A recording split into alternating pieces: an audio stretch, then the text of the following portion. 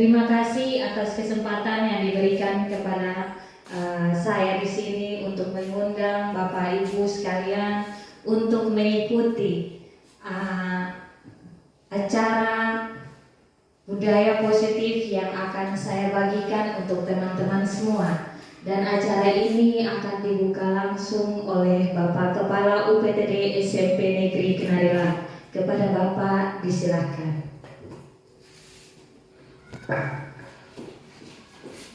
Baik, Assalamualaikum Negeri Kenarilan untuk melakukan aktivitas-aktivitas kita dalam satu minggu berjalan.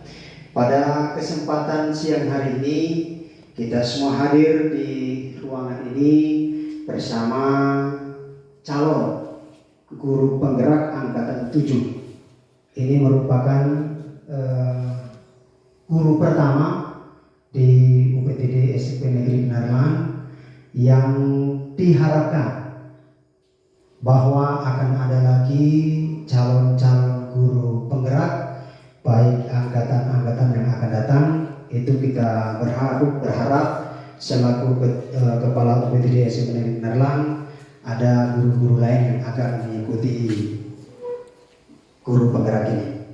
Pada kesempatan ini perlu saya sampaikan kepada kita semua dan Ibu Habibah selaku calon guru penggerak ini bahwa kegiatan-kegiatan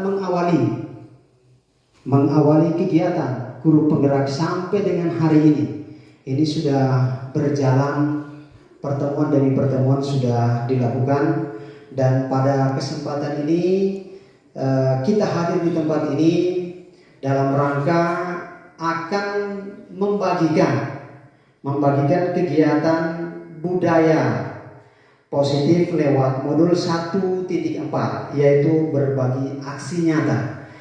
Kami berharap, atau saya selaku Kepala SMP Negeri Kenarilan berharap bahwa kegiatan berbagi aksi nyata lewat modul 1.4 ini bisa berjalan dengan baik sesuai dengan target yang sudah disampaikan atau target yang sudah ditentukan atau ditetapkan oleh panitia, sehingga kegiatan ini bisa berjalan dengan baik.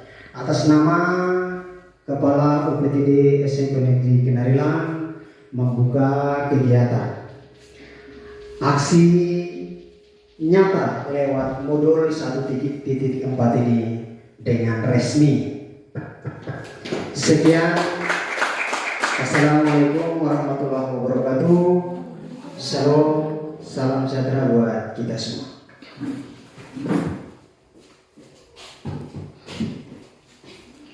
Terima kasih. Selanjutnya kita langsung saja masuk ke materi dan Bapak bisa menyesuaikan. Selamat pagi teman-teman semua. Selamat pagi. Salam sejahtera untuk kita semua. Hari ini saya di sini, saya cuma mau berbagi materi modul pembelajaran yang sudah saya pelajari selama 3 bulan kemarin. Nah, hari ini saya diharuskan untuk membuat aksi nyata yang mana saya harus mempresentasikannya di depan kawan-kawan sekalian tentang budaya positif, yang mana di situ ada perubahan paradigma belajar, disiplin positif, motivasi perilaku manusia, kebutuhan dasar, posisi kontrol, restitusi, keyakinan kelas, dan segitiga restitusi. Nah, ini materi yang saya dapat selama saya mengikuti diklat guru penggerak angkatan 7. Nah, di sini saya tidak menggurui, tapi di sini kita saling berbagi untuk kita saling merubah ke arah yang lebih baik. Nah, langsung saja untuk hari ini saya akan memulai dengan aksi nyata 1.4 budaya positif modul 1.4A9. Ini saya harus berbagi aksi nyata. Agenda saya yaitu yang pertama pembukaan oleh Bapak Kepala Sekolah tadi sudah membuka. Terus doa yang sebentar lagi akan dipandu oleh Ibu Guru Agama Kristen di UPTD SMP Negeri Kenarelang. Selanjutnya arahan Kepala Sekolah yang tadi sudah disampaikan.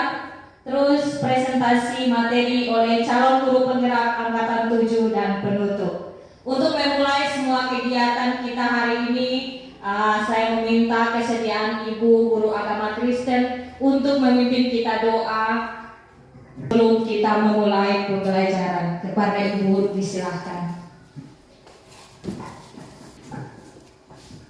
Baik, sebelum kita mulai segala sesuatunya dalam kegiatan siang hari ini, saya akan membuka dengan doa yang diajarkan di dalam ajaran saya Kristen Protestan. Kita berdoa. Puji syukur kami naikkan di hadapan hadirat-Mu ya Tuhan, karena Engkau sungguh baik, sehingga kami boleh hadir di tempat ini guna kami menunaikan tugas dan pekerjaan kami. Dan pada siang hari ini ya Tuhan, Tuhan menampakkan kuasa-Mu melalui saudara kami Ibu Habibah Balik yang akan menyatakan apa yang hendak ia lakukan sebagai seorang guru penggerak di SMP Negeri Kenarelang ya Tuhan. Semuanya itu boleh terjadi karena Tuhanlah yang memimpin dan menyertainya. Dari awal sampai akhir pada hari ini, ia menyampaikan aksi nyata kepada kami sebagai guru di tempat ini, agar kami belajar sungguh-sungguh menyiapkan diri sebagai calon-calon guru penggerak ya Tuhan.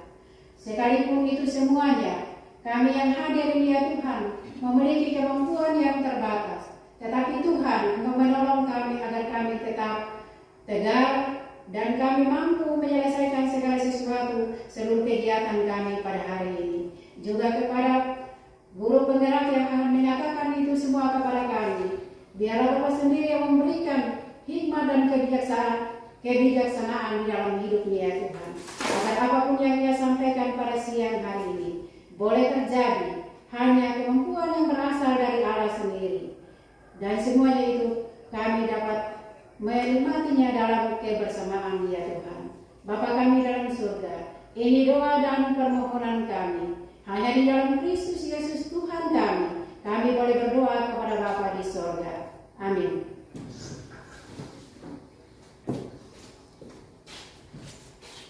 Ya, terima kasih. Selanjutnya agenda kita yaitu presentasi singkat. Nah, di sini saya ingin berbagi materi-materi yang selama ini saya pelajari dalam guru penggerak selama 3 bulan kemarin. Nah, untuk memulai kegiatan kita itu di sini saya punya pertanyaan. Di budaya positif ini kami diajarkan untuk beberapa hal, yang mana ada semua sesuatu yang kita buat itu ada pertanyaan-pertanyaan pemantik yang mampu mengarahkan kita ke arah yang ingin kita capai. Jadi sebelum kita melihat materi lebih dalam lagi, di sini ada pertanyaan-pertanyaan pemantik. Pertanyaan pemantik ini tidak menuntut siapa yang benar, siapa yang salah, tetapi di sini kita saling berbagi. Berbagi bagaimana untuk kita merubah pola pikir kita merubah cara pandang kita tentang budaya positif ini. Jadi tidak ada benar salahnya di sini. Nah, di sini ada pertanyaan pertama, setuju atau tidak? Nah, setuju atau tidak? Pertanyaan pertama, hukuman dapat mendisiplinkan anak. Menurut Bapak Ibu, setuju atau tidak? Kalau setuju disertai alasan, dan kalau tidak setuju disertai alasan.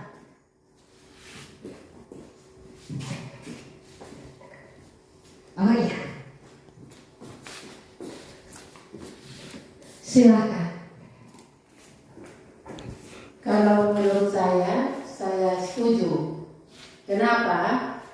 Alasannya kalau tanpa hukuman kita mendisiplinkan anak itu, maka anak-anak itu akan melakukan hal-hal yang di luar yang sebenarnya.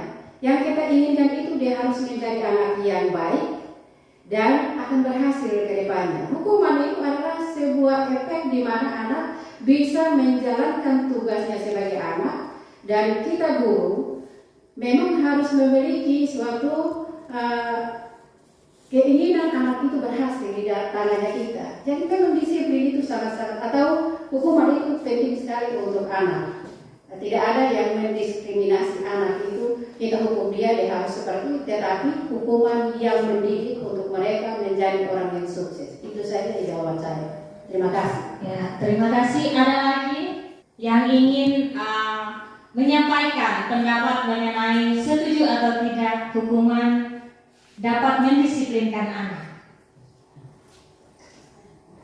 Ya, silakan. Ini Ibu Guru IPS UPTD SMP Negeri Kenarilang. Ya, baik, terima kasih. Setuju tidak setuju hukuman dapat mendisiplin anak. Di sini saya lebih suka pakai kata sanksi. Karena kalau pakai hukuman itu hukuman itu kesannya seperti anak-anak itu narapidana, jadi harus dapat hukuman.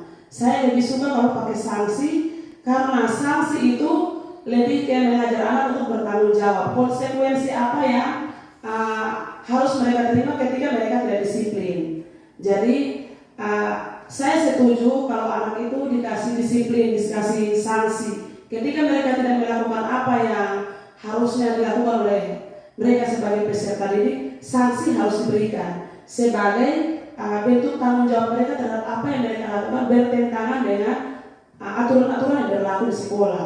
Jadi kalau misalnya aturan kita di sekolah datang sekolah jam 7.15, kalau jam 7.30 baru mereka datang, mereka harus kasih sanksi. Nah, sudah kita lakukan di sini, sanksi yang kita berikan adalah literasi dengan suruh mereka membaca. Nah, kalau dengan membaca dengan sendirinya literasi berjalan. Mereka dipaksa untuk berpikir, mereka dipaksa untuk menghafal, dengan sendirinya mereka juga dididik. Besok mereka tidak mungkin terlambat lagi. Jadi saya lebih setuju kalau pakai sanksi. Demikian saya kembalikan. Ya, baik, terima kasih. Mungkin 2 orang saja cukup. Nanti selanjutnya saya yang lain pertanyaannya. Ya, pertanyaan yang kedua, setuju atau tidak setuju pemberian hukuman dengan hal positif seperti membaca atau membersihkan sekolah dapat meningkatkan disiplin anak? Setuju atau tidak? Menurut Bapak Ibu setuju atau tidak? Ya, bisa mic-nya. Ya, ini Bapak Guru Penjas dari UPTD SMP Negeri Kenarilang. Iya, baik. Jadi menurut saya setuju, karena yang pertama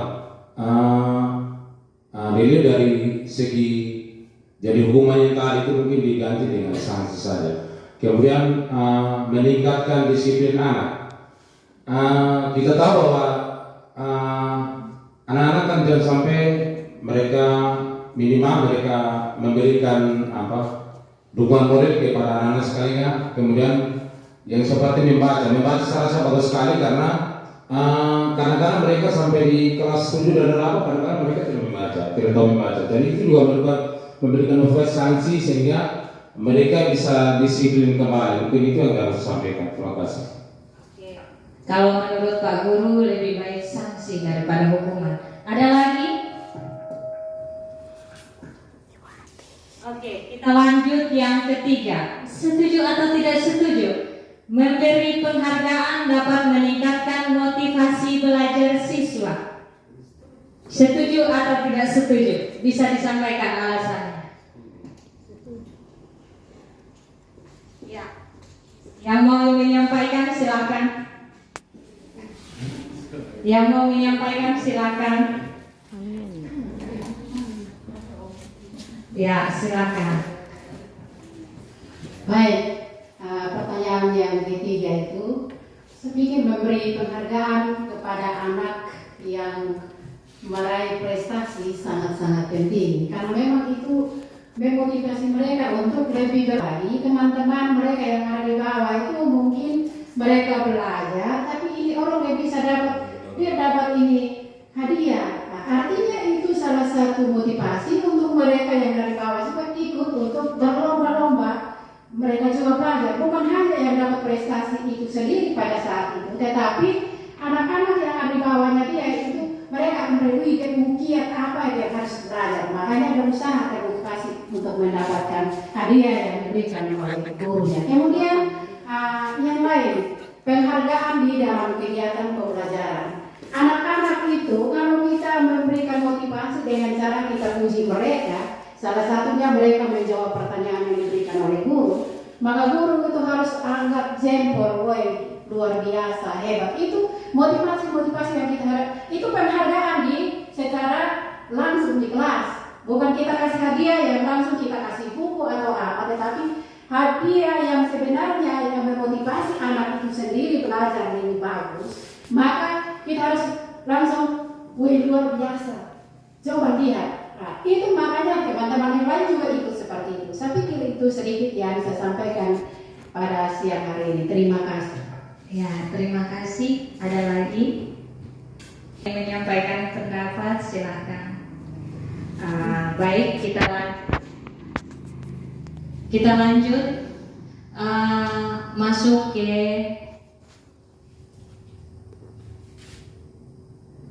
topik dalam eksplorasi konsep. Nah, di dalam guru penggerak kami belajar tentang topik dan eksplorasi konsep. Di sini disiplin positif dan nilai-nilai kebijakan universal. Yang kedua ada teori motivasi, ada hukuman dan penghargaan dan restitusi. Di sini juga ada keyakinan kelas, yang ada juga kebutuhan dasar manusia dan dunia berkualitas.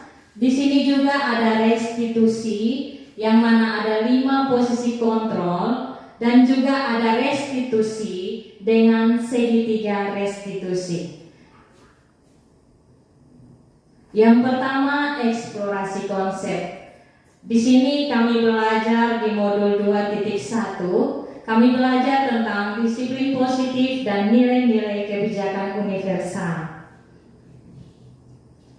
Di sini perubahan paradigma. Di sini Bapak Ibu bisa, saya akan bagikan secari kertas yang Bapak Ibu bisa tulis barang atau impian berharga, barang berharga yang Bapak Ibu benar-benar merasa bahwa itu benar-benar berharga. Terus Bapak Ibu genggam sekuat mungkin.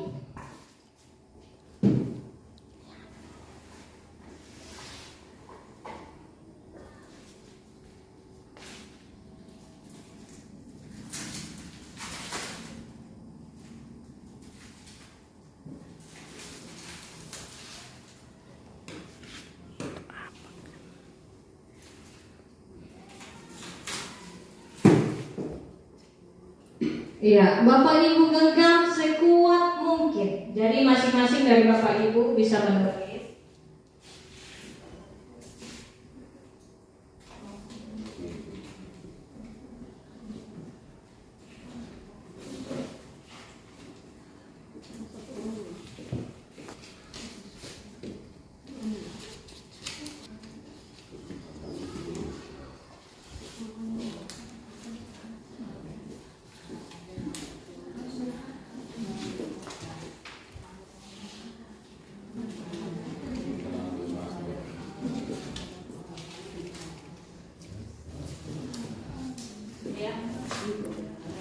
Ya, yang sudah Bapak Ibu tulis itu Bapak Ibu genggam di dalam tangan sekuat mungkin. Dari instruksi ini ada A dan B. Misalnya Bapak Ibu dan teman Bapak Ibu di samping. Nah, sobeklah secari kertas yang sudah saya bagikan tadi. Tuliskan benda atau sesuatu yang sangat berharga. Menurut Bapak Ibu, hal itu benar-benar sangat berharga dan tidak akan dikasih ke orang lain. Letakkan di salah satu tangan Anda dan genggam benda atau sesuatu tersebut dengan segala daya. Anggap saja Kertas yang tadi saya berikan itu benda yang benar-benar berharga yang tidak akan Bapak Ibu berikan untuk siapapun. Kertas itu genggam kuat-kuat, jangan kasih jatuh. Kemudian teman Anda di samping akan mencoba dengan sekuat tenaga, dengan berbagai cara untuk meminta Anda memberikannya. Jadi benda itu benar-benar Anda merasa bahwa ini benar-benar berharga dan untuk saya memberikan ini bagaimana begitu. Ini benda benar-benar luar biasa. Saya tidak mungkin memberikannya karena ini benar-benar berharga kalau menurut orang. Tapi menurut Bapak Ibu bagaimana? Benda yang Bapak Ibu rasa benar-benar berharga, kemudian teman Anda meminta dari Anda. Teman Bapak Ibu minta dengan cara, nah dia bisa membujuk, kasih kok. Kita dua bestie nih, bisa kasih kok. Kasih saya sedikit saja, saya lihat apa yang ada di dalam itu. Dia membujuk rayu. Jadi kita bisa membujuk rayu teman di samping kita. Barang berharga yang kita punya ini, teman bisa mau ambil dengan cara dia membujuk. Kasih saya kok. Bagi saya bisa. Apa tuh? Saya coba lihat lu punya tulisan apa tuh? Nah seperti itu. Bisa juga dengan mengancam. Lu kasih ke dia. Kasih ke dia. Kalau lu tidak kasih, lu jangan pulang. Nah, bisa juga dengan cara menghardik. Lu nih, saya aja lu setengah mati. Terus sekarang saya minta lu ini saja lu tidak mau kasih. Bisa juga dengan cara merayu. Aduh, lu punya cantik. Saya bisa lihat sedikit kok. Itu yang ada di dalam tangan tuh apa. Terus bisa dengan cara menyuap. Lu kasih saya kasih lu uang. Lu mau kok tidak? Saya kasih lu uang sedikit. Terus apa yang akan apa saja agar dapat membuat kepalan tangan Anda itu terbuka. Nah di sini Anda di posisi A, teman Anda di posisi B. Di sini apa yang akan terjadi apabila ada hal-hal seperti itu? Yang pertama dia membujuk, yang kedua dia mengancam, yang ketiga dia menghardik, merayu, menyuap. Kira-kira masih banyak hal lagi, tapi apa yang akan terjadi? Nah itu kembali ke diri Bapak Ibu sekalian. Untuk kita masing-masing manusia punya pemikiran dan keadaan masing-masing. Jadi di sini saya tidak bisa menentukan bahwa harus seperti ini, tidak, tapi kembali kepada kita semua. Jadi kita semua itu bisa berjalan apabila kita berpegang teguh bersama. Nah itu inti dari ini saya membagi budaya positif ini. Jadi kita walaupun kita punya sesuatu yang berharga, kalau kita pegang sendiri, ada yang membujuk, itu akan mengganggu pemikiran kita dan bisa saja kita memberi dengan hal-hal yang tadi itu. Bisa dengan membujuk, ada yang membujuk, oh saya punya bestie saya kasih. Oh saya punya ini saya kasih. Tapi di sini kita belajar untuk menerapkan budaya positif. Nah seperti itu, ini kembali kepada Bapak Ibu sekalian, bukan dari saya. Kembali ke Bapak Ibu sekalian dari dalam diri Bapak Ibu sekalian sendiri. Nah itu contoh singkat sedikit. Terus berikut perubahan paradigma teori kontrol atau teori pilihan ilusi kontrol. Di sini yang pertama, ilusi guru mengontrol murid. Yang kedua, ilusi bahwa kritik dan membuat orang merasa bersalah dapat menguatkan karakter. Yang ketiga, ilusi bahwa semua penguatan positif efektif dan bermanfaat. Yang keempat, ilusi bahwa orang dewasa memiliki hak untuk memaksa. Nah, di sini Bapak Ibu sekalian, kami guru penggerak itu kami dikasih satu patokan, yaitu pembelajaran yang berpihak pada murid. Di situ kami membahas tentang ada satu hal yang kami bahas dan itu merupakan hal yang luar biasa, yaitu berhamba pada murid. Nah, kata berhamba pada murid ini yang membuat kami menjadi satu perbincangan yang luar biasa. Kami semua dari berbagai provinsi membahas hal ini. ini menjadi topik yang bagi kami topik luar biasa karena kata menghamba ini. Nah, di sini kami disampaikan bahwa kita bukan menghamba yang seperti hamba sahaya, tapi di sini kita berhamba pada murid, maksudnya kita membantu murid seikhlasnya. Kita tidak menuntut dia harus memberikan kita apa, tapi kita membantu dengan penuh ikhlas, penuh tanggung jawab yang kita rasa bahwa benar-benar hal ini kita berikan untuk dia untuk bermanfaat ke depan. Jadi mungkin nanti Bapak Ibu menjadi calon guru penggerak nanti, Bapak Ibu mendengar kata ini, mungkin Bapak Ibu sudah bisa ada bayangan-bayangan. Nah, itu yang menyangkut tentang ilusi kontrol ini. Di situ ada ilusi guru mengontrol murid, bisa dengan cara menghukum, bisa dengan cara seperti tadi yang pertama itu. Terus di situ ada banyak sekali jawaban-jawaban dari Bapak Ibu guru. Terus di situ ada ilusi bahwa kritik dan membuat orang merasa bersalah. Kadang ada juga yang menyampaikan bahwa kasihan ibu kok. Kamu tidak kasihan ibu. Kalau ibu kamu kalau buat begitu nanti ibu bapak kepala sekolah marah. Ada yang menyampaikan hal seperti itu. Itu contohnya begitu. Ilusi bahwa kritik dan membuat orang merasa bersalah dapat menguatkan karakter. Terus ada lagi ilusi bahwa semua perbuatan positif etik dan bermanfaat. Yang seperti tadi memberi hukuman dengan di luar. Terus ilusi bahwa orang dewasa memiliki hak untuk memaksa. Kebanyakan kita guru merasa bahwa kita seorang guru, kamu anak murid apa sih? Nah, itu di guru penggerak kami tidak boleh melakukan hal itu.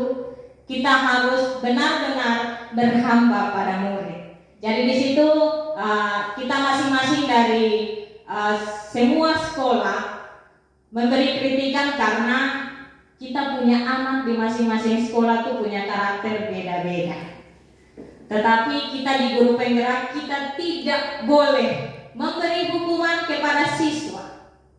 Kita tidak boleh memberi hukuman kepada siswa. Kenapa? Karena menurut yang kami pelajari, hukuman itu tidak akan menyelesaikan masalah.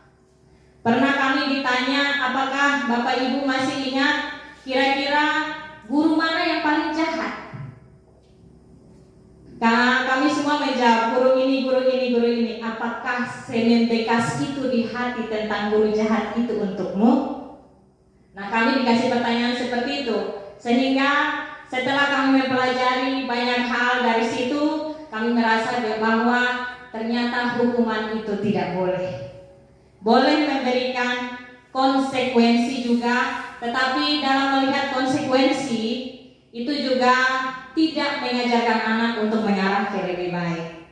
Makanya kami ada nanti di belakang Bapak Ibu bisa kembali untuk melihat, mengkoreksi kira-kira Bapak Ibu harus buat di mana. Saya tidak harus menuntut Bapak Ibu harus berbuat apa, tapi Bapak Ibu sendiri yang mengarahkan diri Bapak Ibu untuk saya harus di posisi kontrol yang mana. Nah, kita lanjut.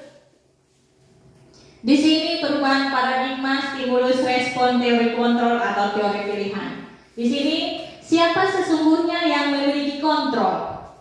Yang pertama, stimulus respon. Yang pertama, kita mencoba mengubah orang agar berpandangan sama dengan kita. Yang kedua, perilaku buruk dilihat dari sebagai suatu kesalahan. Yang ketiga, orang lain bisa mengontrol saya. Yang keempat, saya bisa mengontrol orang lain. Yang kelima, pemaksaan ada pada saat bujukan gagal. Lu tidak mau? Lu tidak mau? Betul-betul lu tidak mau? Nah, seperti itu. Terus, model berpikir menang kalah. Oh, lu kalau tidak ini, lu suka kalah tuh. Nah, berpikir-pikir seperti itu tidak diperbolehkan. Nah, di sini teori kontrol atau teori pilihan. Kita berusaha memahami pandangan orang lain tentang dunia. Yang pertama, kita mencoba mengubah orang agar berpandangan sama dengan kita. Tidak bisa, karena kita masing-masing punya pandangan yang berbeda.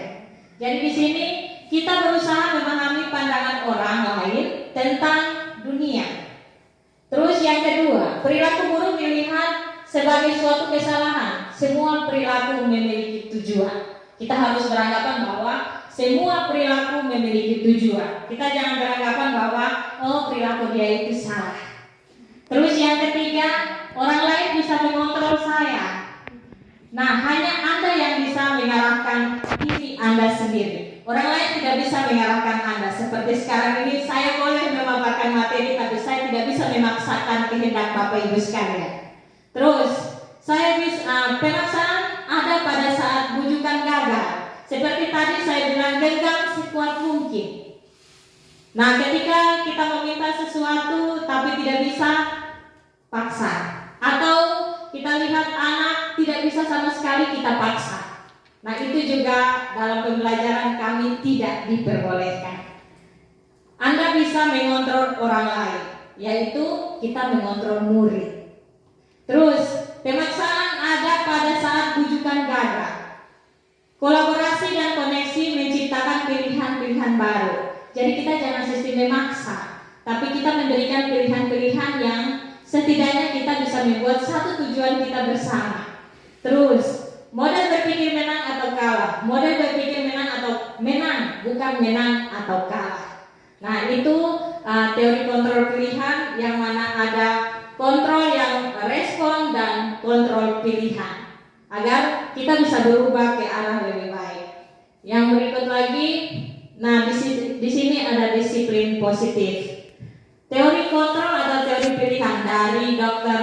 William Glasser, dia mengatakan bahwa Anda tidak ingin bisa mengontrol orang lain, hanya Anda yang bisa mengontrol diri Anda sendiri. Jadi orang lain tidak bisa mengontrol Anda. Nah, di sini ada semua perilaku memiliki tujuan seperti tadi. Terus model berpikir menang atau kalah, tapi di sini menang dan menang. Terus kolaborasi dan konsekuensi konsensus menciptakan pilihan-pilihan baru. Terus di sini juga ada realita kita berbeda. Kita berusaha memahami pandangan orang lain. Nah, di sini ada begitu banyak panah-panah. Kalau kita lihat anak panah, yang satu menghubungkan dengan yang satu menghubungkan dengan yang satu. Yang di sini kita lihat dari yang 5 kebutuhan dasar manusia. Kebutuhan dasar manusia itu tentang bertahan hidup.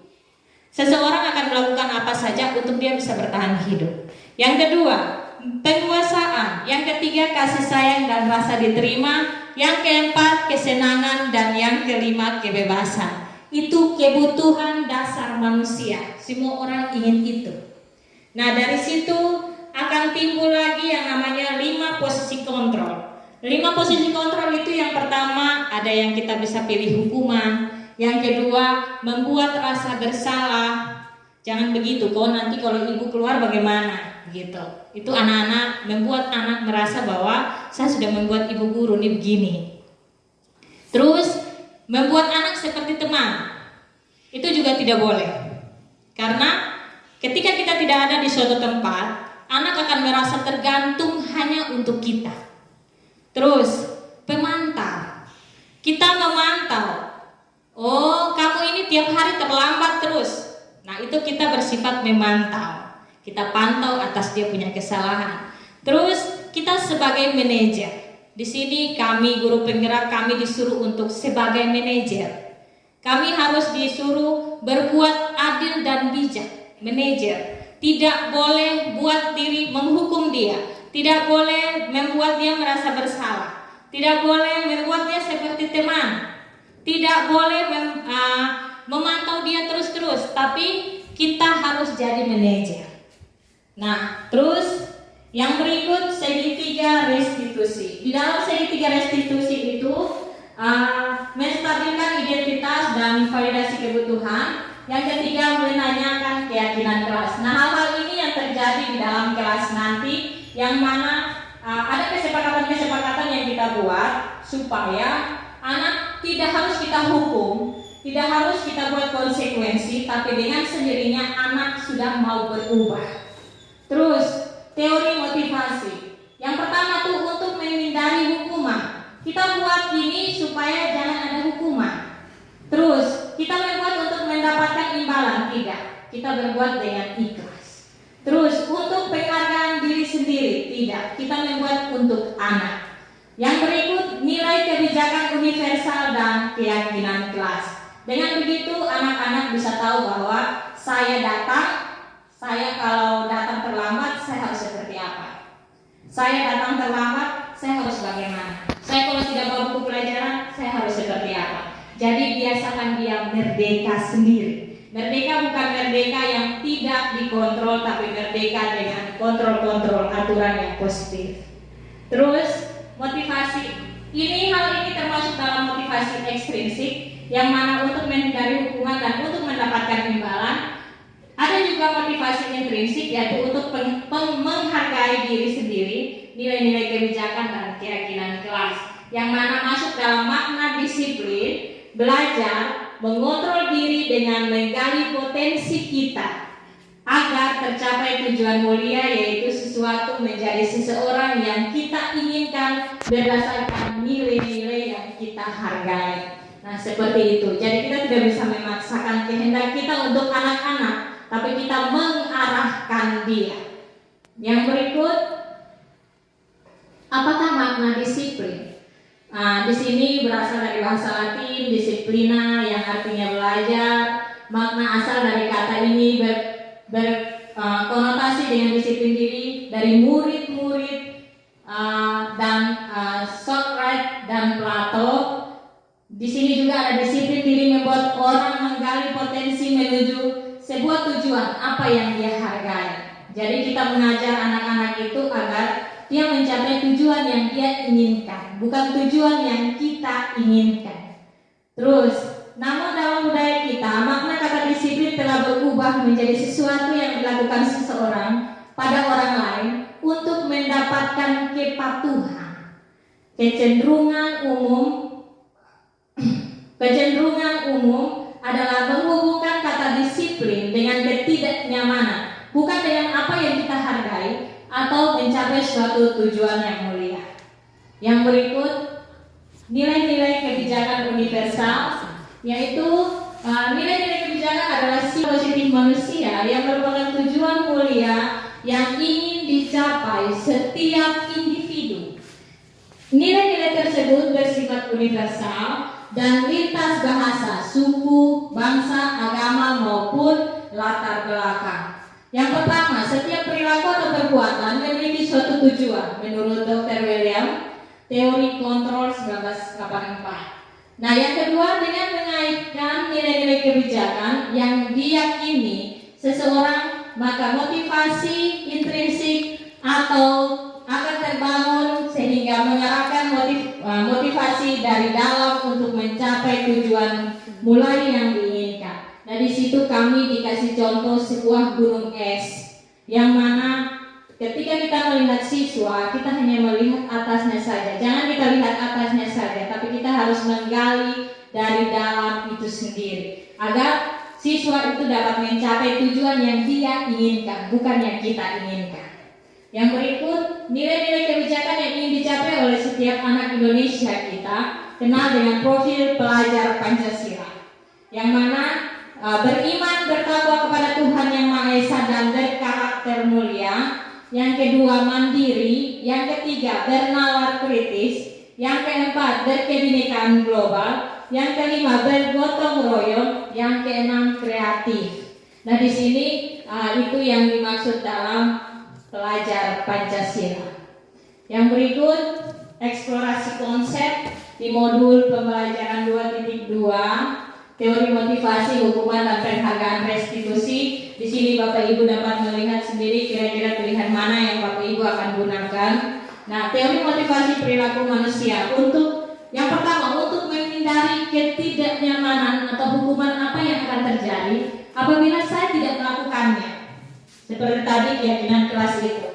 Nah, motivasi ekstrinsik, hal itu termasuk dalam motivasi ekstrinsik. Yang kedua, untuk mendapatkan imbalan dari orang lain. Kenapa tadi dari pertama, apakah hukuman mendapatkan imbalan itu boleh? Nah, di sini bukan tidak boleh, tetapi saya ingin menyampaikan bahwa ketika anak dikasih sesuatu, saat dia mencapai sesuatu, maka itu akan dia bawa sampai di kemudian hari. Jadi kita memberi dia, oh kamu juara 1, kamu dikasih hadiah uang 500.000. Ketika dia juara terus kita tidak kasih dia uang lagi, dia akan merasa bahwa itu sesuatu hal yang aneh, dan itu akan membuat dia bisa menjadi pemberontak, bisa menjadi ya sudahlah terus belajar seperti itu. Jadi dia akan melakukan hal baik apabila kita memberikan sesuatu. Nah itu yang kenapa di guru penggerak kami diajarkan untuk tidak memberikan imbalan atau tidak boleh memberikan hadiah untuk anak yang mendapatkan anak-anak yang unggul, yang dapat juara atau dapat benar salah. Oh kamu benar, ibu akan kasih kamu hadiah beng-beng. Di situ kami dari ada guru-guru dari Atambua, ada juga dari SMA Negeri 1 Kalabari. Itu Pak Guru ingin selalu memberikan hadiah untuk anak-anak yang mampu menjawab pertanyaan. Dari dia mempelajari materi ini, maka dari situ dia sudah tidak memberikan beng-beng. Dan dari situ ada pertanyaan, Pak Guru, tidak kasih beng-beng lagi kok. Ketika dia menyampaikan lagi, ya hari ini tidak ada kasih beng-beng, ya sudahlah kita tidak akan jawab lagi. Jadi seperti itu. Nanti kita membiasakan anak akan membuat sesuatu yang baik apabila kita memberikan sesuatu. Jadi itu tidak diperbolehkan. Yang kedua, hukuman. Hukuman itu, teori hukuman yang kami pelajari itu bahwa hukuman berarti sesuatu yang benar-benar kita sendiri, kita guru yang dia datang terlambat, langsung dengan spontan kita memberikan suatu sanksi. Itu yang namanya hukuman. Kalau konsekuensi berarti kita sudah membicarakan, kamu datang terlambat, kita sudah membicarakan, nanti kamu cabut rumput. Tetapi kalau tidak menyampaikan hal itu dikatakan hukuman karena kita sepihak melakukan sesuatu. Jadi hukuman di sini bahwa kita sendiri yang langsung menyampaikan sesuatu atau melakukan sesuatu tanpa ada runding, itu yang namanya hukuman. Kalau menurut yang kami pelajari. Terus yang berikut, untuk menghargai diri sendiri. Saya akan menjadi orang yang seperti apa bila saya melakukannya. Jadi seperti itu. Itu yang namanya keyakinan kelas. Kita berbuat tapi kita harus tahu kira-kira setelah ini kita harus berbuat apa. Kalau saya terlambat, saya dapat konsekuensi apa. Itu yang ketiga itu, untuk menghargai diri sendiri. Yang berikut, ini merdeka. Merdeka menurut Ki Hajar Dewantara. Bapak Ki Hajar Dewantara itu sekarang lagi Bapak Nadiem sedang memakai program Merdeka, tetapi yang berlandaskan pada Bapak Ki Hajar Dewantara. Yang merdeka itu artinya tidak hanya terlepas dari perintah, akan tetapi juga cakap buat memerintah diri sendiri. Jadi dia mampu mengontrol diri sendiri, bukan kita lagi.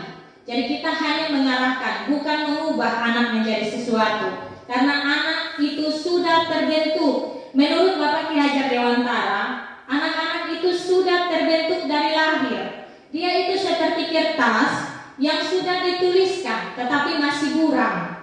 Nah, kita guru, tugas kita adalah menebalkan hal-hal yang baik, jangan menebalkan hal-hal yang buruk. Karena anak itu terlahir sudah ada tulisannya. Kita tidak bisa bilang kalau dia menebalkan sendiri, dia tidak tahu mana itu benar, mana itu salah. Jadi kita guru menebalkan yang kita rasa baik, tapi yang tidak baik biarkan dia buram terus. Seperti itu. Karena Bapak Ki Hajar Dewantara itu dia punya cerita bahwa dia punya anak yang mana dulu di luar negeri ketika bersalju dia menghukum anaknya. Saat anaknya pulang terlambat dia hukum.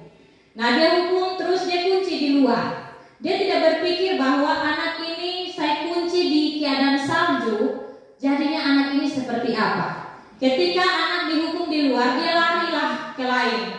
Di sana dia kedinginan dan meninggal.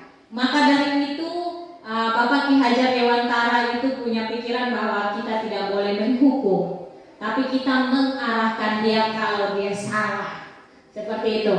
Nah, pikiran seperti keteladanan sikap merdeka yang sudah Bapak Ki Hajar Dewantara sampaikan ini, saya menyampaikan ini mungkin tidak seintens yang kami pelajari, tetapi nanti apabila Bapak Ibu sudah menjadi calon guru penggerak, setidaknya Bapak Ibu sudah punya gambaran dan kita semua sudah punya gambaran untuk kita bisa mengubah UPT Desa Negeri Narilang ini menjadi sekolah yang benar-benar tidak ada hukuman.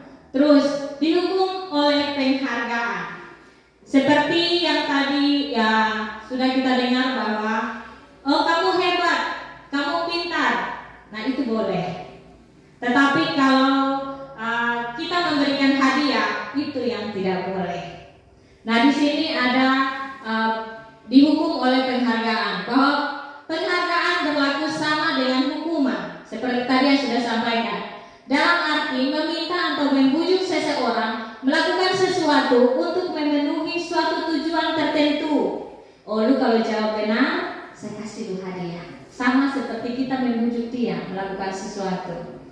Nah tujuan tertentu dari orang meminta atau membujuk, dorongan eksternal, dan akan ada faktor ketergantungan. Beberapa dampak dari pemberian penghargaan menurut Alfikon 1993, yang pertama pengaruh jangka pendek atau jangka panjang. Hal ini bisa terjadi jangka pendek, bisa juga dia bawa sampai dia dewasa. Lu kasih saya dulu baru saya buat baik. Yang berikut penghargaan hukuman. Seperti tadi memberi hadiah itu termasuk dalam penghargaan hukuman. Yang berikut, penghargaan mengurangi ketepatan. Kalau jawab lebih cepat dia dapat ini, kurang cepat dia dapat ini, pas-pas dia dapat ini. Nah itu seperti itu. Penghargaan tidak efektif.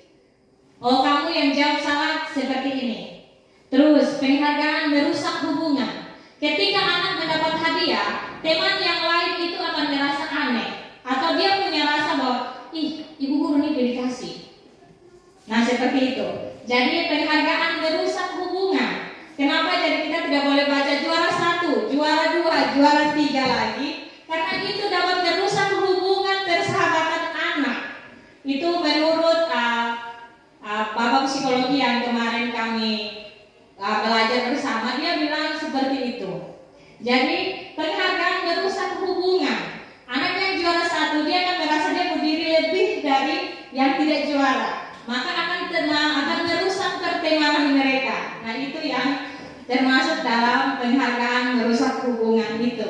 Terus dihukum oleh penghargaan. Nah penghargaan menurunkan kualitas. Kalau seperti tadi dia mendapatkan penghargaan, besoknya dia tidak mendapatkan penghargaan lagi, dia kecewa dan ujung-ujungnya dia malas belajar. Terus penghargaan mematikan kreativitas. Ibu guru ini dia sudah belajar, dia sudah pilih kasih, dia sudah senang yang satu jadi kita diberi juara lagi. Nah seperti itu, penghargaan mematikan kreativitas anak. Yang tadinya dia semangat karena dia juara 1, ketika dia juara 2 dia tidak semangat seperti dia juara 1 lagi. Nah yang berikut, penghargaan mengurangi motivasi intrinsik seperti tadi itu. Dia merasa bahwa dia sudah tidak pintar lagi. Nah yang berikut, bentuk program kebajikan atau apresiasi seperti tadi. Kamu hebat, itu apresiasi. Tepuk tangan untuk dia, nah, itu apresiasi. Nah terus dalam memberikan apresiasi atau pengakuan perlu diingat beberapa hal. Yang pertama, beri pengakuan secara khusus. Oh kamu yang tadi jawab itu hebat. Terus beri pengakuan secara pribadi. Yang berikut, beri pengakuan kepada semua murid atau bergantian. Jangan dia yang hebat terus yang tadi jawab kita tidak bilang dia hebat. Kalau sudah ngomong satu hebat, semua yang jawab kita harus bilang kita semua hebat, begitu. Nah, beri pengakuan secara konsisten. Terus fokus pada proses. Jadi jangan bilang dia hebat terus sudah. Kita harus fokus pada tujuan kita. Yang berikut, contoh pengakuan atau apresiasi kebajikan. Yang pertama, pembuka. Kemarin saya perhatikan nilai kebijakannya apa. rasa empatimu besar sekali. Terus situasinya bagaimana pada saat menolong murid baru di kelas kita? Itu apresiasi yang kita kasih. Kemarin saya perhatikan rasa empatimu besar sekali. Nah, pada saat dia melakukan hal itu, kita harus memberikan apresiasi seperti itu. Yang berikut, saya menghargai kepedulianmu. Kita harus mengakui pada anak juga, pada saat dia membantu teman. Yang berikut, terima kasih untuk rasa tanggung jawabmu. Jadi kita jangan segan-segan untuk meminta terima kasih untuk anak-anak. Nah, seperti itu. Pada saat kamu memungut kertas yang berserakan di lantai. Nah, itu terima kasih untuk dia supaya besoknya dia buat lagi. Akan puji begitu. Terus, tugas berbeda, hukuman dan konsekuensi. Tindakan guru itu Bapak Ibu bisa langsung ke alamat webnya, bisa untuk baca-baca, sharing. Mungkin yang saya kasih ini hanya garis-garis besar, tapi mau lebih intens bisa buka di situ. Yang berikut, mencatat 100 kali di dalam buku kalimat, saya tidak akan terlambat lagi. Nah, itu karena terlambat ke sekolah. Itu termasuk dalam hukuman atau konsekuensi. Kira-kira menurut Bapak Ibu, ketika Bapak Ibu memberikan hukuman kepada anak, hukuman kepada anak, mencatat 100 kali dalam buku kalimat, saya tidak akan terlambat lagi. Nah, itu termasuk hukuman. Karena kita tidak melakukan kesepakatan. Kita langsung suruh dia membuat menulis 100 kata. Nah, itu hukuman. Terus yang kedua, lari mengelilingi lapangan basket 2 kali karena terlambat hadir di sekolah. Itu termasuk hukuman atau tidak? Kalau pelajaran penjas, tidak hukuman. Tapi kalau bukan pelajaran penjas, itu masuk dalam hukuman.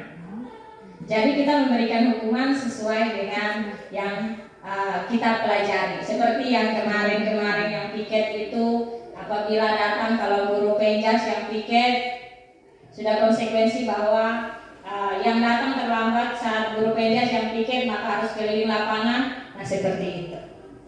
Terus murid diminta untuk push up 15 kali karena tidak menggunakan masker. Apakah kita lihat lagi, kita sudah buat konsekuensi dengan dia? Kalau tidak, berarti itu hukuman.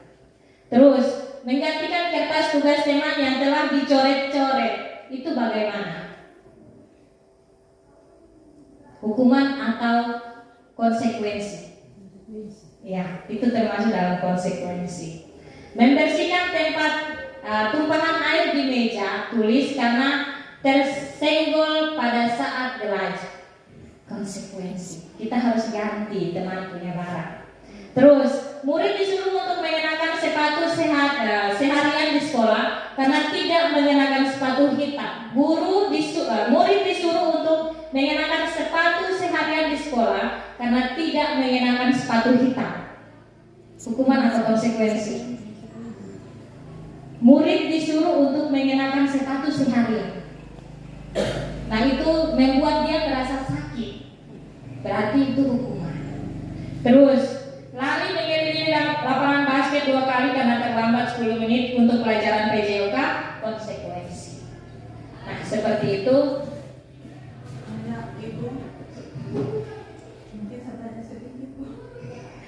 Ya, sebentar.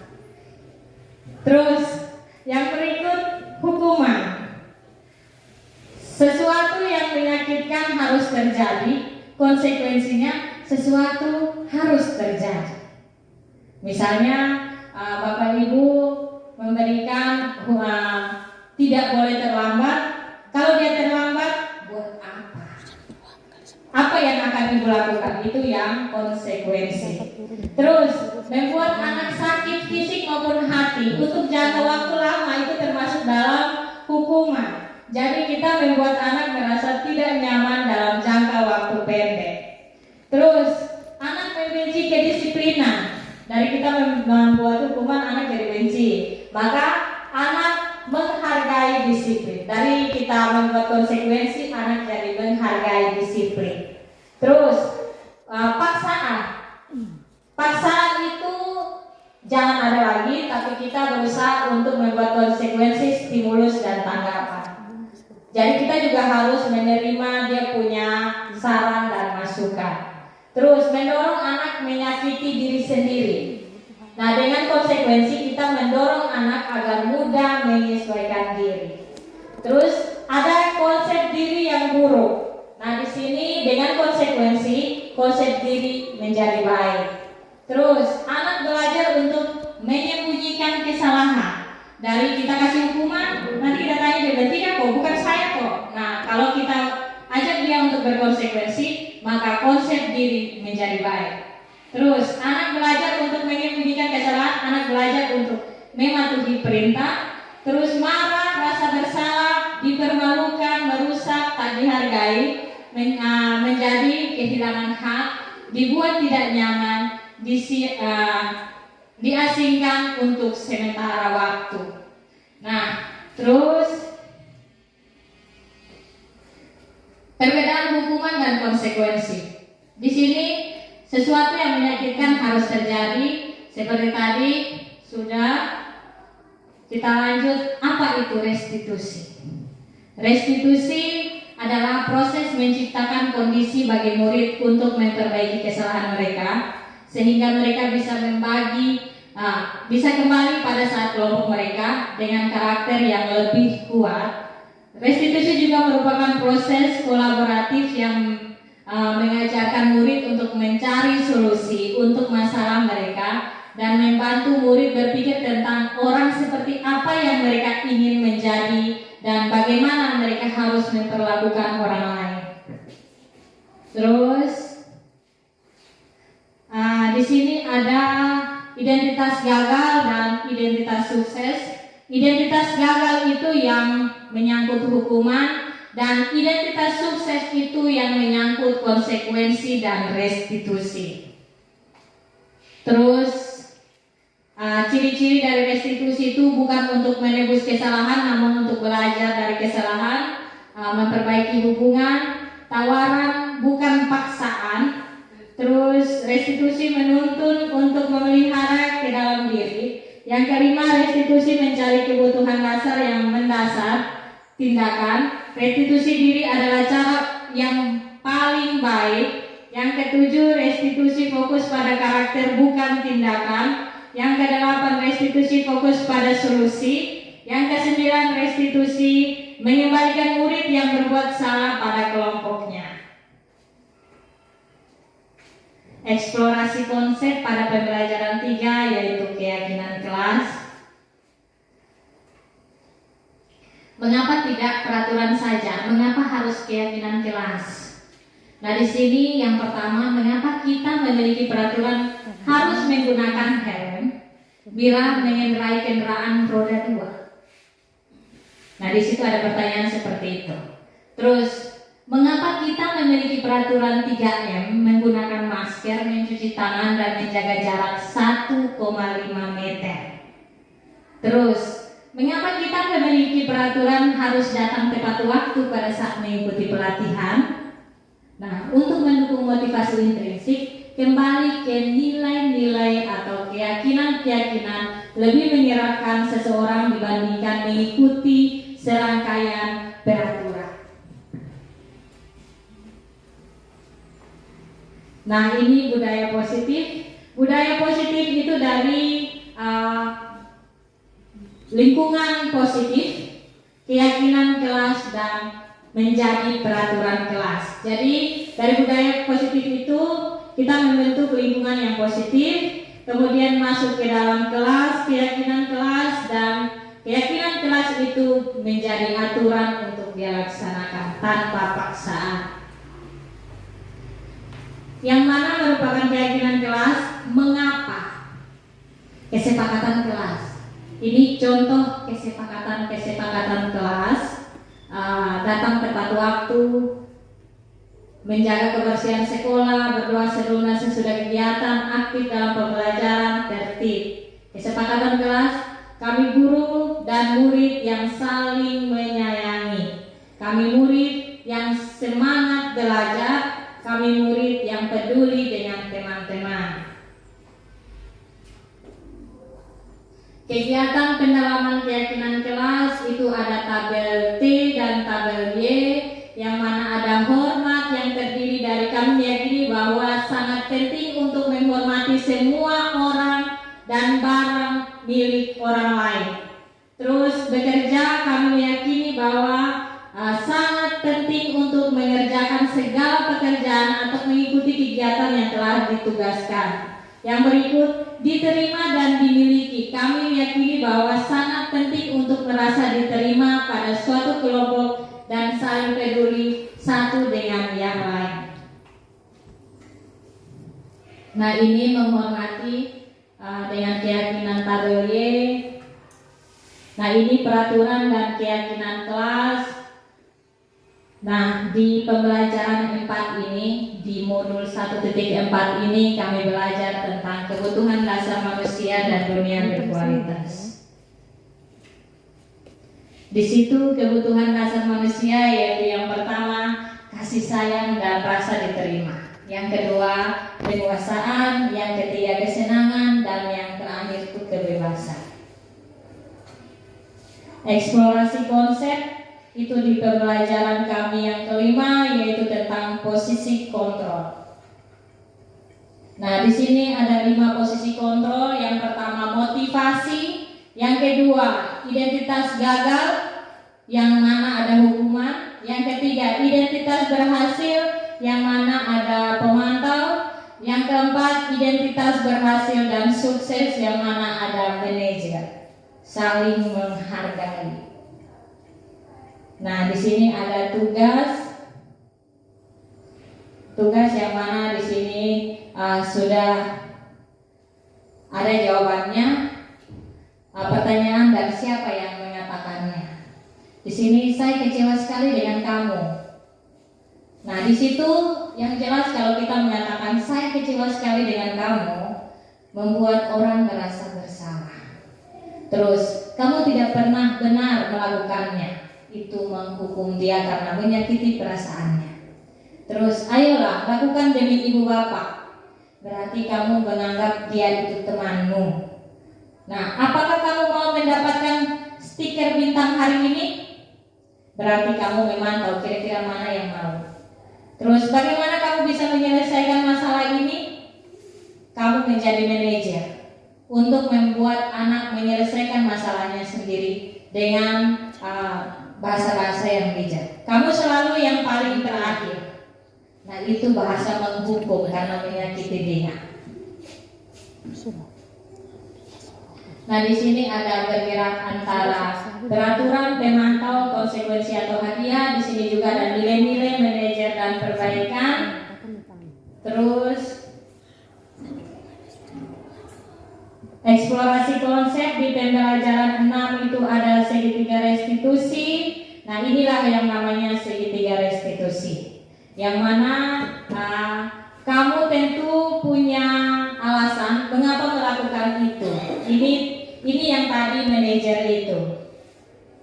Di situ bahasanya kamu tentu punya alasan kenapa melakukan itu. Adakah cara yang lebih efektif untuk mendapatkan apa yang kamu butuhkan? Terus nilai apa yang telah kita sepakati setelah kita membuat kesepakatan kelas? Terus kamu ingin menjadi orang seperti apa? Terus setiap orang pasti pernah melakukan kesalahan.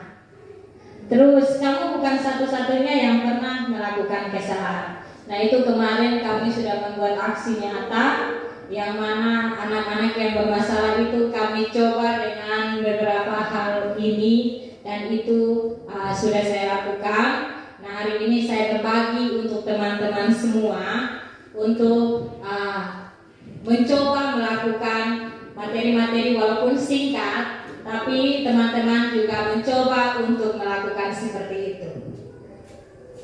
Tapi kembali kepada teman-teman lagi. Terus menstabilkan identitas itu untuk membuat anak yang merasa gagal karena membuat salah menjadi positif terhadap dirinya. Guru berkata, berbuat salah itu hal yang manusiawi. Tidak ada manusia yang sempurna. Bapak Ibu juga buat salah. Kita pasti bisa menyelesaikan permasalahan ini. Bapak Ibu tidak tertarik untuk mencari tahu siapa yang benar, siapa yang salah. Bapak Ibu lebih tertarik untuk menyelesaikan masalah. Kalau kamu menyalahkan dirimu sendiri terus menerus, apakah kamu bersikap baik pada dirimu sendiri? Itu pertanyaan yang kami harus katakan. Terus validasi kebutuhan di situ membantu murid mengenali basic need, kebutuhan dasar yang ingin dipenuhi ketika melakukan kesalahan itu. Pada dasarnya setiap tindakan manusia tujuannya untuk memenuhi basic need-nya. Apakah itu power, freedom, love, and biology, fun, atau survival? Nah, di sini ada menanyakan keyakinan. Itu yang tadi sudah kita buat keyakinan kelas untuk masing-masing pelajaran. Anak melihat kesalahannya dihubungkan dengan norma sosial dan nilai-nilai yang mendasari manusia berinteraksi dengan orang lain. Jadi sudah buat keyakinan kelas, berarti kita sudah sepakat di situ. Kesepakatan yang kita buat itu harus berdasarkan pada nilai-nilai kemanusiaan, tidak boleh hukuman. Nah, di sini intervensi 30 detik. Apakah kamu ingin berbuat lebih baik? Terus, apakah saat ini kamu sedang menjadi orang yang sedang kamu ingkari? Apakah kamu bisa mengubah kegiatan atau perilaku kamu saat ini menjadi sikap yang lebih membantu? Apakah wajar membuat kesalahan? Bisakah kita memperbaikinya? Apa yang kamu lakukan saat ini sesuai? Apa kamu siap untuk mulai? Peraturannya apa? Sepertinya kamu punya masalah, saya bisa bantu apa? Saat ini kamu seharusnya berbuat apa? Apa yang bisa saya bantu agar kamu bisa melakukannya? Apakah saya bisa bantu kamu agar dapat segera mulai? Apakah tugas kamu saat ini? Bagaimana kamu ingin diperlakukan pada saat kegiatan ini? Bisakah kamu melakukannya? Apa yang kamu inginkan? Peraturannya apa? Nah, ini refleksi. Hal baru apa yang mengubah paradigma saya yang saya dapatkan? Perasaan apa yang muncul selama mengikuti sesi ini, khususnya mengenai makna disiplin dan motivasi intrinsik? Terus peran Among seperti apakah yang saya telah lakukan selama mengikuti modul ini? Saya akan menjadi Among yang seperti apakah setelah mengikuti modul ini? Nah, sekian. Apabila ada pertanyaan, disilakan. Dan ini saya tidak menuntut benar atau salahnya. Di sini kita saling berbagi. Nah, silakan.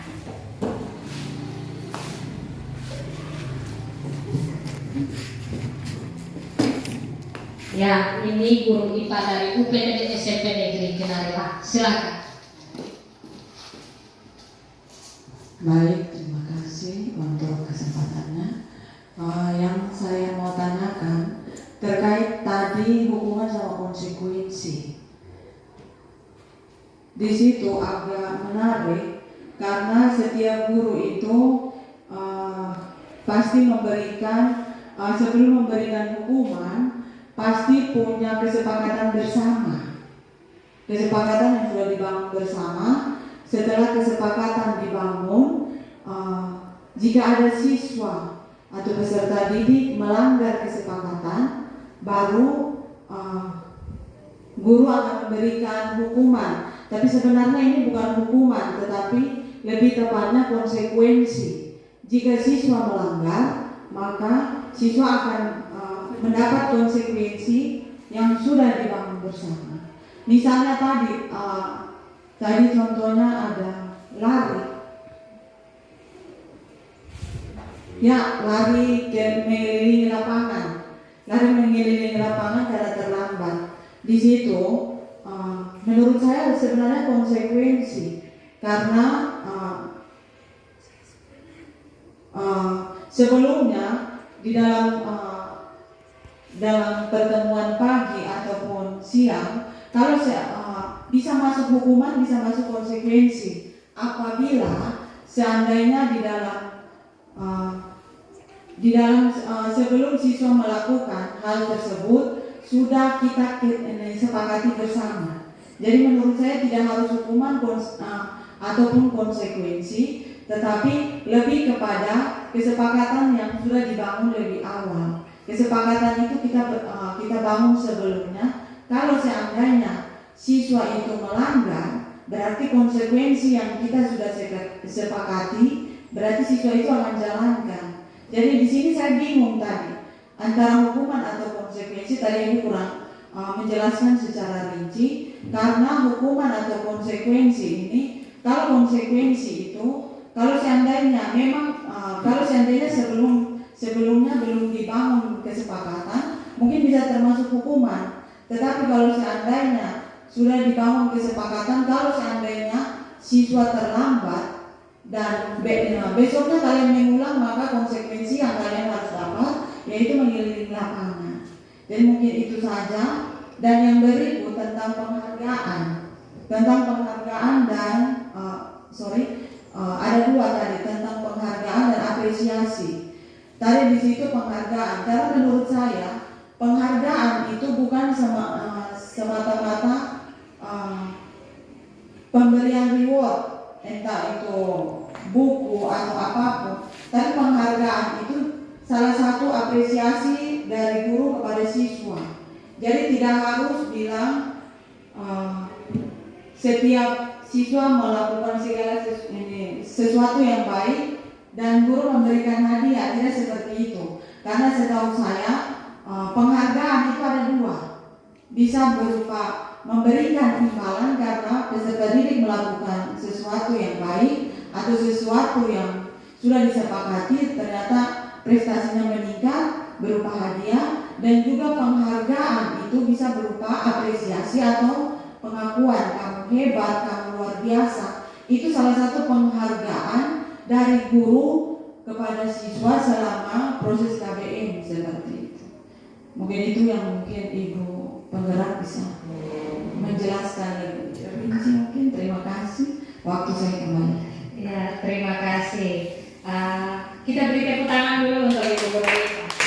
Nah, ini pertanyaan yang sangat menarik. Seperti tadi yang saya sampaikan bahwa dikatakan hukuman apabila kita melakukan tindakan secara sendiri tanpa ada kompromi dengan siswa. Nah, itu yang dikatakan hukuman seperti yang Ibu sampaikan tadi. Nah di konsekuensi kita sudah buat kesepakatan. Kalau kamu datang terlambat, kamu akan dapat hukumannya ini. Tapi itu bukan dikatakan hukuman. Hukuman apabila menyakiti dia. Kita buat sesuatu yang menyakiti siswa. Kalau tidak menyakiti, itu konsekuensi. Tapi kembali lagi sesuai dengan nilai dan norma. Nah, terus yang tadi disampaikan bahwa lari keliling lapangan seperti itu, apabila sudah ada kesepakatan, boleh. Tapi kalau datang terus langsung dikasih, berarti itu namanya hukuman. Karena tidak pada tempatnya, seperti itu. Terus tadi juga disampaikan bahwa hadiah. Yang di sini dilarang itu memberikan hadiah. Apabila anak kalau dikasih hadiah itu yang akan mematikan kreativitas teman yang lain. Dia merasa bahwa ibu guru kasih dia hadiah saja, kita yang lain nih kenapa tidak? Kita nih bodoh kok. Nah, seperti itu. Jadi di sini ditekankan tidak boleh memberikan hadiah. Tapi kalau memberikan apresiasi, kamu hebat, boleh. Tapi kalau hadiah tidak boleh, karena mengajarkan anak untuk mau berbuat baik apabila kita mau memberikan sesuatu yang berharga itu. Nah, itu saja. Ada lagi? Baik, terima kasih. Kalau tidak ada lagi, mungkin sekian. Terima kasih atas waktu dan kesempatannya. Mungkin sekian pertemuan kita hari ini, singkat mengenai saya punya modul, saya punya tugas aksi nyata hari ini. Terima kasih atas kerjasamanya, karena tanpa Bapak Ibu sekalian saya tidak akan bisa menjadi calon guru penggerak. Terima kasih dan selamat siang.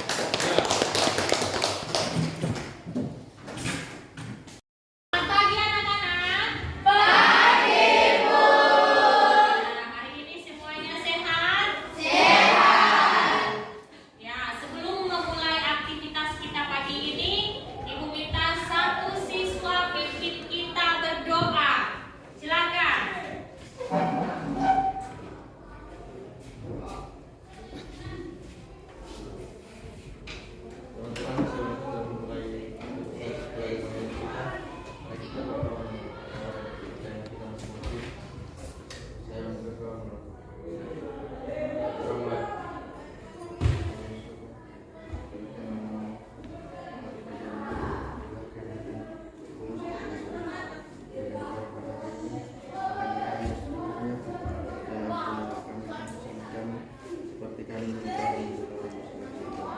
Dan jangan menunggalkan yang kedua, tetapi lepaskanlah kami dari perbuatan. Karena Engkau yang mempunyai kerajaan, kuasa, dan kemuliaan sampai selama-lamanya. Ya, terima kasih. Ya, tadi teman kita Mario sudah pimpin kita berdoa. Nah, hari ini Ibu mau membangun kesepakatan bersama kelas 9A. Kita membangun kesepakatan kelas ini supaya di kemudian hari ke depan kalian bisa mengikuti kesepakatan-kesepakatan yang kita bangun bersama. Nah, setelah ini Ibu akan membagikan kertas. Di sini kalian bisa menulis apa saja kesepakatan atau hal-hal baik apa saja yang akan kita lakukan selama 6 bulan ke depan. Jadi ini kesepakatan kelas untuk 9A, yang mana kita membuat kesepakatan kelas ini untuk 6 bulan ke depan. Kita harus sepakat dengan apa yang kita lakukan. Jadi kesepakatan ini setelah kalian tulis, kalian maju dan tempel pada kertas ini. Tempel pada kertas ini. Tulis kesepakatan kelas atau hal-hal baik apa yang ingin kita lakukan. Misalnya, saya tidak boleh terlambat. Tidak boleh terlambat. Diganti dengan apa? Yang suka disiplin. Yang suka terlambat diganti dengan tidak boleh terlambat. Tapi kata tidak boleh ditulis saja dengan kata-kata nilai-nilai yang baik. Misalnya kalau tidak terlambat, tidak tidak terlambat, masuk terlambat, terlambat ikut pelajaran, itu semua masuk dalam disiplin. Harus tepat waktu, tulis begitu. Harus tepat waktu, jangan bilang tidak boleh terlambat. Bisa ya? Bisa. Setelah ini Ibu bagikan, silakan tulis di masing-masing kertas. Silakan tulis di masing-masing kertas. Setelah itu, kalau sudah tulis, tempelkan di depan kelas. Setelah itu tempelkan di depan kelas. Kemudian kita bahas bersama. Kira-kira kesepakatan itu baik atau tidak? Nanti kita bahas bersama. Nah, di sini Ibu bagikan kertas. Silakan kalian menulis kesepakatan baik apa yang harus kita lakukan.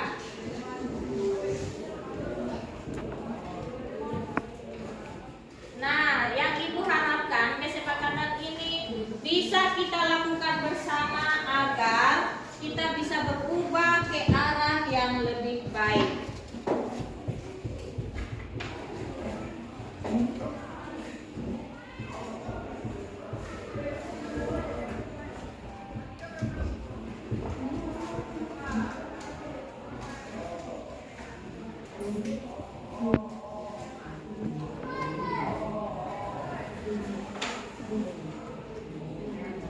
Yang belum dapat siapa?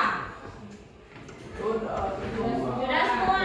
Ya, silakan tulis contoh dari kesepakatan. Ibu sudah memaparkan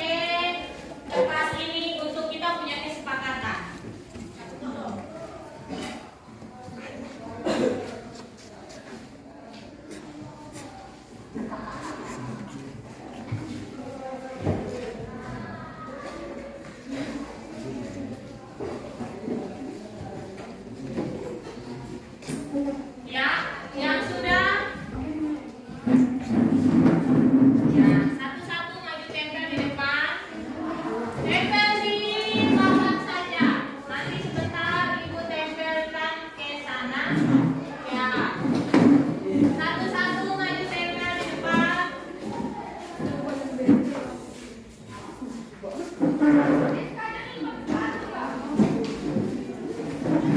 Ya. Satu-satu bisa maju tempel.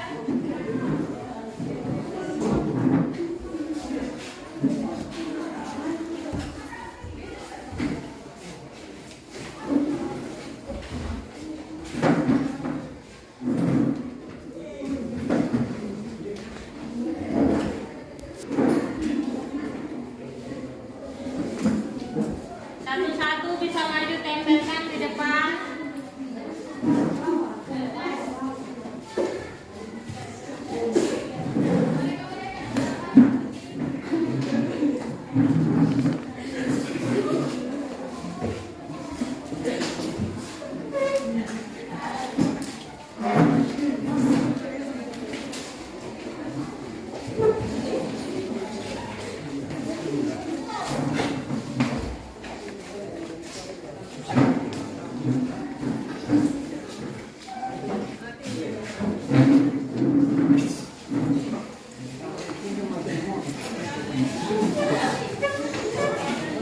Ya, satu-satu bisa maju tempel di depan.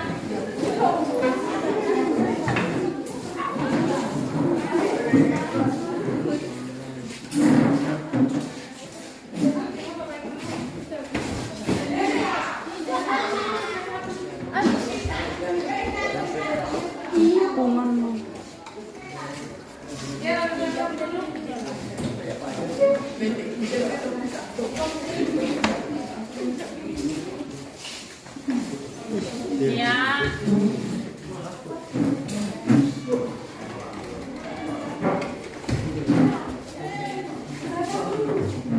Ya, habis semua bisa kembali ke tempat.